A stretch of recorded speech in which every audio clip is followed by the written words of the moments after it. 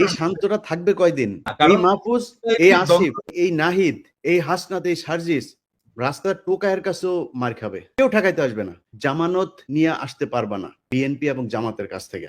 বরং বিএনপি অনেক ক্ষেত্রে এই বাংলাদেশের সবচেয়ে, এই যে তিনজন লোক এখন বসে কথা বলছে এখানে, এই দুইটা তিনটা লোক এখন বিএনপির সবচেয়ে বড় শত্রু। কার জন্য হয়েছে? আমরা বাংলাদেশের মানুষের জন্য, এই ছাত্রদের জন্য। মাহফুজকে 1,000 কোটি টাকার মালিক বানাই দেবো আমি, $1 বিলিয়ন মালিক বানাই দেবো। $1 বিলিয়ন, $1 বিলিয়ন মালিক হওয়ার পরে মাহফুজ মনে করে কি মেম্বার নির্বাচন করে পাশ করে আসতে পারবে?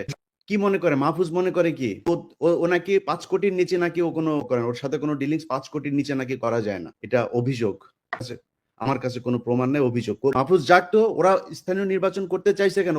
টুর্নামেন্টের আগে, বড় টুর্নামেন্টের আগে কিছু ম্যাচ হয় না, ওইটা খেলে ওরা মনে হয় মেম্বারই নির্বাচন, ধরেন আসিফকে হাতি মার্কায় অমুক ইউনিয়ন পরিষদের মেম্বার নির্বাচনে ভোট দিন, এভাবে ওরা মেম্বার হিসাবে আগে দেখে আসতে চাচ্ছিল মাঠটা কি অবস্থা।